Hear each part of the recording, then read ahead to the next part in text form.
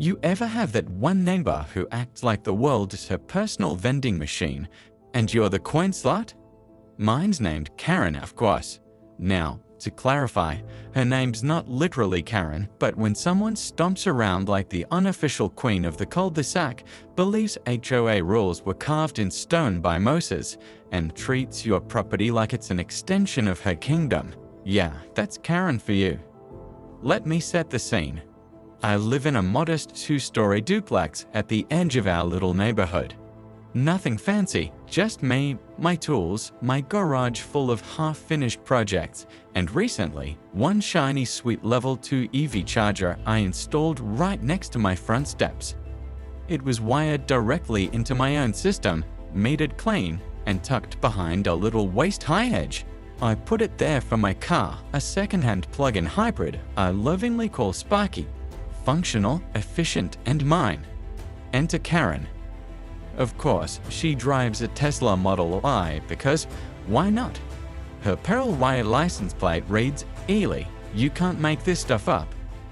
At first, I noticed her car parked a bit too close to my hedge. Then I saw the charger cable curiously looped around the hedge's corner. But then one morning, sipping coffee on my porch, I watched in horror as her car sprang to life while plugged into my station, without so much as a knock on the door. I stared at the scene like Bigfoot riding a unicycle through my yard. I mean, she didn't even try to be subtle. It was the kind of audacity that deserves its own genre. So I confronted her. Hey Karen, did you mean to plug into my charger? It's not public, you know. She blinked at me like I'd asked her to donate a kidney. Oh honey, she waved her acrylic nails. We neighbors sharing is part of the community spirit, right? And I suppose if I didn't lock my front door, she'd be entitled to borrow my couch too. I tried to stay polite. I really did. I explained the charger was privately installed on my meter and not for communal use. She smiled in that tight-lipped, condescending way that said she'd pretend to listen until she was out of sight. Then she unplugged her car and strutted off with a well, maybe you should have put up a sign. Spoiler alert, she plugged in again 2 nights later, and the night after that, she waited until I was out or asleep. I even caught her on my motion camera once, sneaking over like some kind of midnight raccoon, but instead of stealing cat food, she was siphoning kilowatts. I left a polite note taped to the charger. She left a passive-aggressive note on my door the next morning, expressing her disappointment in my lack of generosity and neighborly cooperation, with a smiling face at the end. Classic emotional terrorism. The HOA, of course, did nothing. It's a personal dispute. They said, resolve it among yourselves, which is HOA speak for we're too busy measuring mailbox height to deal with your nonsense. So I stopped asking, stopped wanting, and I started planning. What Karen didn't know is that I have a friend named Derek who doesn't just dabble in electronics, he breeds circuit boards. The man once built a Wi-Fi controlled flamethrower for our Halloween prop. You think I was going to sit around while Tesla Barbie siphoned my juice and I had Derek on speed dial? Nah, I called him over that weekend, showed him the setup, and laid out my very specific request. I want a switch, I said, something simple, one that charges and one that drains. Derek's eyes lit up like I'd asked him to build a laser for a moon base. Drains? He repeated. Yep, like reverse charging. I want her car to feed me. Now, technically, Teslas don't support bidirectional charging natively, but Derek's not about technicalities. He's about loopholes, adapters, and being just enough of a mad scientist to get things done. What we ended up building was a Frankenstein setup, a hidden switch in my garage that flipped the circuit. In one mode, my car got power. In the other, any car plugged in would think it was charging, but it was actually trickle draining into a hidden battery bank we rigged behind a shelf in my garage. It wouldn't kill a battery overnight. That would be too obvious. Over a few hours, it would nibble away nicely and slowly, like a vampire with the napkin tucked in. We even added a fake LED indicator to show charging status no matter what. Derek called it psychological seasoning. Then I printed a sign. Private charger, do not use without permission. Unauthorized vehicles may experience unexpected results. I made sure the font was big enough to be passive-aggressively noticeable and even laminated it, because if you're going to set a trap, you should at least make it weatherproof. Then we waited. I didn't have to wait long. 2 days later, Karen struck again. It was around 10:45 p.m. when I got the ping from my motion cam. Her Tesla rolled up like a cat burglar in yoga pants. She glanced around, saw the sign, and smirked. Of course. To her, signs are just challenges like waving a steak in front of a bear and saying, "Don't eat this, please." She plugged in, settled into her car, and started scrolling her phone while her charging light blinked merrily. I flipped the switch from inside my garage, and just like that, her battery became mine. By the time Karen pulled away from my driveway the next morning, I'd already flipped the switch back to normal. No trace, no clues. Just a Tesla that had charged for 8 hours and left with slightly less juice than it came in with. Now, if Karen noticed anything, she didn't let on, but I did catch her walking back to her house with a weird look on her face. The squinty, my car said it was charging, but my range went down face. Subtle, confused, mildly constipated, beautiful. And then 2 days later, she came back. See, people like Karen are like pigeons. If you give them breadcrumbs once, they show up for the buffet. The laminated warning sign. She clearly thought that was a bluff. Maybe she assumed I was bluffing and she had some HOA immunity cloak on. She plugged in again, same spot, same smug expression. I didn't even wait this time. As soon as I heard the cable click in from the garage camera feed, I flicked the switch. Drain mode engaged. This time, we went full upgrade because Derek, bless his brilliant little gremlin heart, had come back the day before with a new patch for our little system. See, originally we were just trickle draining her car into the batteries I had stacked in my garage. Now we added a little bonus, an energy meter. Every time Karen's Tesla donated power, the system logged it.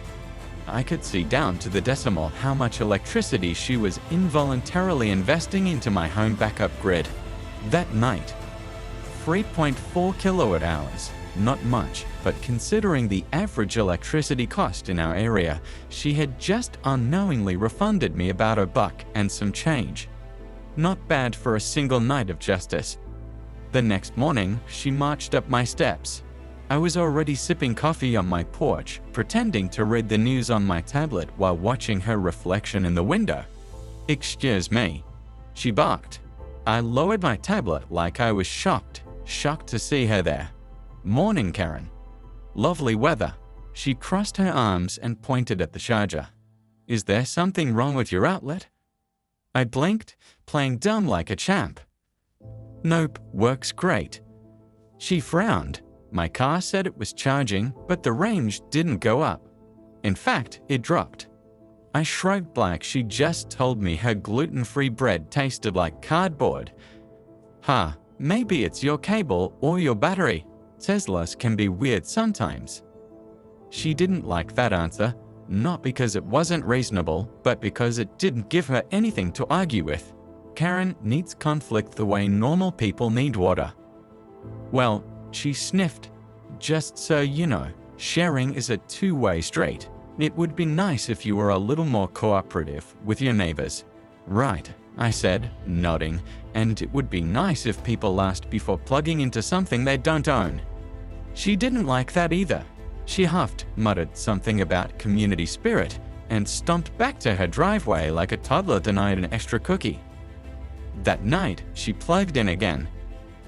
At this point, I started wondering if she was doing it on purpose, like it was a game of stubborn-ass chicken, and she was convinced I'd either cave or eventually forget. "Karen, sweetie, I built the charger. I live for petty persistence." Flip, drain mode on. Another 3.8 kilowatt hours straight into my garage batteries.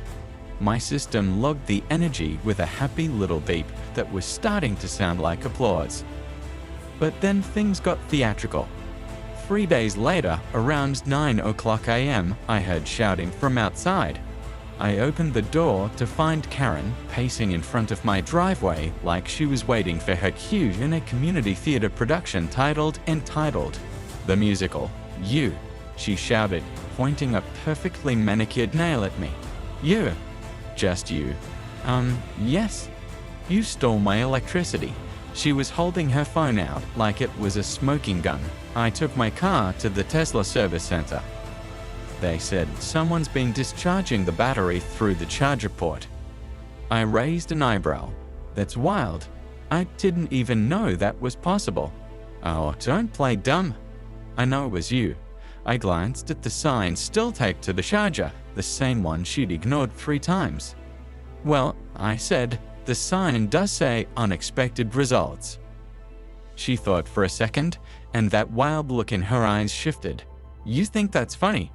I tilted my head, pretending to think about it. "Yeah," I said, "kind of." She huffed again, that huff she does when she realizes the moral high ground she thought she was standing on is actually a sinkhole. "You're going to pay for the damage." "I'm calling the police." Oh, there it was. The Karen final move. When all else fails, summon the authorities like a boss fight. "Sure," I said, stepping back. "Want me to wait here with you? I'll grab the footage from my security cam, just in case they want to see who plugged into what." That stalled her. Her eyes flicked toward the hedge where the charger lay, then to my garage, then back to me. And that's when it hit her. She realized she'd plugged into my private charger on my property multiple times after I warned her and posted signs, and I had it all on video. She turned a delightful shade of pinkish rage, not quite red, not quite embarrassed, more like a beauteous soul caught committing tax fraud. "This isn't over," she muttered, spinning on her heel and storming off. "You forgot to unplug. Want me to mail your cable back?" No answer, just the hum of humiliation following her down the street. That evening, I tallied up the numbers. Over the past 2 weeks, Karen had donated roughly 11 kilowatt hours of energy, roughly $4.42. Small price to pay for justice, really. But I wasn't done, not yet, because I had one final surprise for her, something special, something illuminating. If Karen was rattled, she didn't show it, well, not in the traditional sense. See, normal people would react to getting caught stealing power by, stopping. Maybe baking an apology pie or just moving on with their lives. Not Karen. No, she doubled down. The next morning, she did something so bold, I actually laughed out loud when I saw it. She wheeled her garbage bin right up next to my charging station, like a shield. Then that night, she parked next to it and plugged in again, using the bin to hide the cable. That's right, she was now running stealth mode. I'm convinced in her head this was some elite-level Mission Impossible infiltration. In reality, it looked like she was trying to feed electricity to a trash can. But hey, I admired the commitment. The moment I saw her plug in, I hit the switch. Drain mode on. At this point, it was muscle memory, like flipping on a porch light. And I figured since she was neck-deep in denial, why not make it really obvious? So I printed a second sign, this one directly on the charger. Caution: experimental energy recovery system in testing. Unauthorized use will result in power loss. And just to add that final Karen bait touch, a smiling face. The next day, Karen came pounding on my door like she was auditioning for the role of Rage in the live-action Inside Out. "Your stupid charger just drained my battery again," she shouted. I blinked, my toothbrush still in hand. "You used it again, even after the warning signs." "That's not legally binding," she snapped. "It doesn't mean you can steal from me." "Okay, deep breath, let's take a quick time out here." She used my charger on my property, ignoring multiple warning signs, and now I was stealing her power. We'd officially entered the upside down. "I'm not stealing," I said, leaning against the doorframe. "I'm reclaiming slightly used electrons." You've messed up my car." "Technically," I said, "you messed it up yourself. All I did was let the system do what it's designed to do. I'm calling the police. For real this time." "Go for it." And she did. About 15 minutes later, I heard the familiar whoop-whoop of a cruiser rolling up the block. Now, here's the thing. I'm a pretty chill guy, but I'm also the kind of guy who keeps receipts. Digital, physical, emotional. If you cross me, I will remember your shoe size. By the time Officer Daniel rolled up, who already knew me from neighborhood meetings, great guy, likes fishing, I had everything prepped. Camera footage of Karen plugging in on multiple nights, copies of the laminated signs, a short written breakdown of my electrical setup, a thermos of hot coffee, because, K, hospitality matters. Karen, bless her oblivious heart, came barreling out of her house like a banshee, waving her phone and ranting about electrical sabotage and eco-terrorism. Daniel took one look at her, then turned to me, "Want to walk me through what's going on?" So I did, calmly, casually invited them to the garage to show the setup. They nodded, listened, checked the footage. One of them laughed. "This is the weirdest energy theft case I've ever heard." Karen shouted from the sidewalk, "He's draining my car to power his weird batteries." "Madam," the officer replied, "you plugged into this without asking." Again. After multiple warnings, she paused for the briefest, most glorious moment. I saw it, the flicker of doubt, the realization she was about to incriminate herself in front of a cop. "I thought it was public," she said. Daniel nodded slowly. "That was on private property, with warning signs and video footage showing you doing it repeatedly." "Do you want to press charges?" "Oh, I wanted to, believe me, but this wasn't about court. This was about humiliation, and she'd already handed me the match and the gasoline." "Nah," I said. "I think the lesson's being learned." Karen glared at me like she was trying to melt my face with sheer willpower, then she stomped off without another word. Her footsteps cracked like thunder down the driveway, and Daniel just chuckled. "You ever think of running for HOA president?" "God, no," I said. "I like having a soul." He laughed, took the coffee, and left. And Karen? Well, she had a dead Tesla because that night she tried to use my charger again, even after the cop. I swear I'm not making this up. She must have been completely desperate. I watched on my camera as she crooked up in the middle of the night. Hoodie up, cable in hand, like she was robbing Fort Knox instead of trying to snag a few kilowatts.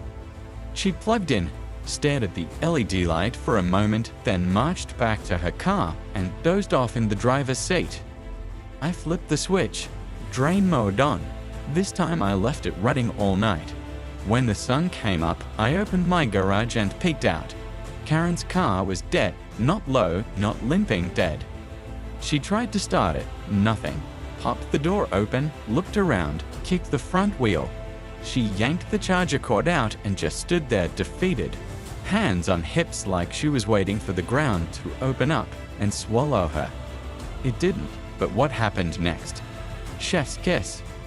Karen stood in front of her completely dead Tesla like a Shakespearean villain at the end of Act 3, outraged, confused, and somehow still convinced she was the victim. I was in my garage sipping coffee like I was watching an episode of Survivor, Suburban Edition, watching her try to maintain dignity while simultaneously kicking her bumper. Top-tier entertainment. Eventually, she stomped back to her house and returned with her phone pressed against her ear, already mid-rut. I couldn't hear exactly what she was saying, but based on the hand gestures and increasing volume, I'm pretty sure the conversation went something like, "No, I didn't drain it. He did, with his, I don't know, vampire charger or something. Just send the damn tow truck." About 45 minutes later, a flatbed truck pulled up. The driver looked like he'd seen some things, probably been in this game too long to be fazed by a furious woman in athleisure pants screaming about energy crimes. He tried to get her Tesla into neutral to winch it up, but a fully dead battery means no shift. So she did what any rational adult would do. She started pushing it herself. That's right. Queen Karen of Kilowatt County was now physically shoving her once pristine Tesla down the sidewalk 1 inch at a time, with the world's most dramatic scowl on her face. It was beautiful. A few neighbors peeked out from behind curtains. One guy, Bob, 2 doors down, came out just to water his already soaked lawn. Purely for the view, his smirk said it all. This is better than HBO. Meanwhile, I leaned casually against my fence, arms crossed, watching her struggle like a Greek tragedy playing out in yoga pants and Crocs. When she finally got it to her driveway, she collapsed onto her porch steps, wheezing. Now, most people would learn something at this point. Something about boundaries, about consequences, about not messing with an engineer who has a petty streak and access to industrial batteries. But Karen went full tilt. The next day, I kid you not, I got a certified letter shoved into my mailbox from Karen. Handwritten cursive. It was one of the most unhinged documents I've ever read. A few highlights. She claimed I had hacked her vehicle and violated Tesla's energy sovereignty, accused me of operating an illegal power distribution facility, demanded $372 in damages, a number she seemed to pull directly from her soul, and threatened to sue me in small claims court if I didn't comply within 72 hours. I laughed so hard I nearly dropped my lunch. But just to cover my bases, I forwarded the letter to my friend Sarah. She's a real estate lawyer who loves this kind of nonsense. Her response? Tell her to sue you, please. I need the entertainment. I considered ignoring it completely, but then I thought, nah, let's lean in. So I wrote back, typed, double-spaced, signed in blue ink just to be fancy. Dear Karen, thank you for your recent correspondence. While I appreciate your creativity, I must politely decline your request for payment. As stated by multiple warning signs, your use of the charger was unauthorized. The system you accessed was clearly marked as private and experimental, and your repeated interactions with it constitute implied consent. Furthermore, I have video footage of each incident, as well as the presence of Officer Daniels during your most recent visit. Should you choose to pursue legal action, I would be happy to provide a full dossier of evidence to the court, including footage, technical breakdowns, and neighborhood witness statements. Yours sincerely, the guy who owns the charger you keep stealing from. I mailed it back in the same envelope she sent me. 2 days later, she tried again, like a moth to a flame, except this flame was wearing petty gloves and had a backup generator in the garage. But this time, I upgraded the trap because while Karen had been plotting her legal fantasy land, I had been talking to Derek again. Derek, being the evil genius he is, had an idea. Let's add visual feedback, he said. Make the charger look like it's doing something dramatic when drain mode's on. So we did. We wired up a few extra LEDs, a pulsing meter, and a little speaker that made a descending tone when activated. It's like a cartoon battery dying. Think of it as theater for the technologically clueless. So that night, when Karen rolled up like she hadn't just spent the last week publicly tanking her own credibility, I waited. She plugged in, the charger beeped, the lights glowed red, and the descending tone played out like the end of a video game life bar. I watched her face fall into full "oh no" mode. She stared at the charger, back at her car, and then back at the charger, and that's when she lost it. I heard it through the security mic, just pure high-octane screeching about how this was illegal, how I was reverse engineering her property, and the best part, you're sucking my Tesla dry. I nearly choked on my tea. Then came the sound of her calling someone again and demanding real police. This time. By the time 2 uniformed officers actually showed up, not Daniels, 2 new guys, Karen was in full meltdown mode, red in the face, hair frizzing, waving her phone like it was casting spells. They asked what was going on. I explained calmly, casually invited them to the garage to show the setup. They nodded, listened, checked the footage. One of them laughed. "This is the weirdest energy theft case I've ever heard." Karen shouted from the sidewalk, "He's draining my car to power his weird batteries." "Ma'am," the officer replied, "you plugged into his charger on his property again after multiple warnings." "But it says charging." "Yeah," I chimed in, "just not your battery." That was the moment right there, the exact second Karen realized she had publicly confessed again to using something I told her not to, and now there were 2 more cops to witness it.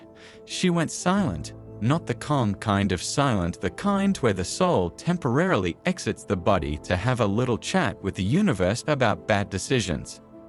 The officers gave her a warning and suggested she avoid further interaction with the charger. One of them asked if she needed a ride back to her house, a mere 60 feet away. She declined, walked back slowly, no stopping this time, just pure battery-depleted shame.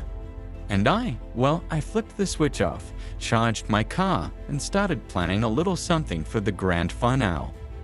Because while Karen was finally learning not to steal power, she was about to learn what it felt like to be powerless. You'd think after being drained, caught on camera, publicly called out by the police twice, and having to push her car home like a sad eco-parade float, Karen would have waved the white flag. But no, this woman didn't just double down. She mortgaged her entire ego and tripled down. I think at this point, it was less about the electricity and more about the principle. And by principle, I mean her inability to admit she was ever wrong. So she tried one more tactic, and boy, was it a doozy. She went full-blown HOA and filed a complaint to the HOA board about me. Yep, according to the letter, which she tried to hand-deliver, I refused to answer the door because, boundaries. I was in violation of communal harmony, operating an unlicensed energy system, and creating a hostile environment for electric vehicle owners. Now, normally, I'd have tossed that kind of nonsense straight into the trash, but this was an opportunity, because see, Karen had just triggered a mandatory HOA review meeting, which meant she'd have to present her complaint in person in front of the board, with me there to respond. I couldn't RSVP fast enough. I wore a button-up, brought printed packets that included labeled screenshots, diagrams of the charger setup, a log of kilowatt-hours reclaimed, and a spreadsheet titled Unauthorized Charging Sessions by one entitled neighbor, Karen. Meanwhile, Karen showed up with a highlighter-straight copy of the HOA handbook and the kind of energy usually reserved for reality show confessionals. The board listened patiently as she spun her story, painting herself as a victim of electrical warfare. I was trying to promote sustainability, she said, and he weaponized a charger. Then it was my turn. I handed out my packet, clicked through a short slideshow I'd put together. Yeah, I made a slideshow and calmly laid out the entire sequence of events, dates, video captures, quotes from both police visits, the works. At the end, I played the audio clip of her screaming, "You're sucking my Tesla dry." The room went dead silent, then someone snorted. Bob, the guy who waters his lawn for entertainment. Turned out he was on the board. He tried to cover it up with a cough, but the damage was done. The board thanked us both, said they'd deliberate privately, and called the meeting to a close. I walked out feeling like I'd just presented a science fair project called How to Turn an Entitled Neighbor into a Battery Donor. 3 days later, I got the result: HOA decision, no action. Private property, clear signage, unsubstantiated complaint. But the best part? That included a little side note. Please consider relocating your charger slightly further from the sidewalk for visibility and clarity. And thank you for your detailed presentation. That's right, not only did Karen lose, but they thanked me for the PowerPoint. So now you're probably thinking, okay, surely this is the end. But no, there's one more cherry on this already frosted cake. because Derek, the genius behind all the circuitry, had been watching this whole thing play out like it was an HBO miniseries. And as a parting gift, he brought over something he'd 3D printed and wired up for me, a trophy, if you will. It's a sleek mock charging port with a clear casing. Inside is a small battery and a glowing LED display that reads, "Energy restored, 21.6 kilowatt hours courtesy of Karen." It even has a fake Tesla logo on top, just for flavor. I mounted it in my garage right next to the breaker panel. It lights up every time I flip the switch, like a souvenir of pettiness properly executed. And Karen? Well, she hasn't tried to use the charger again.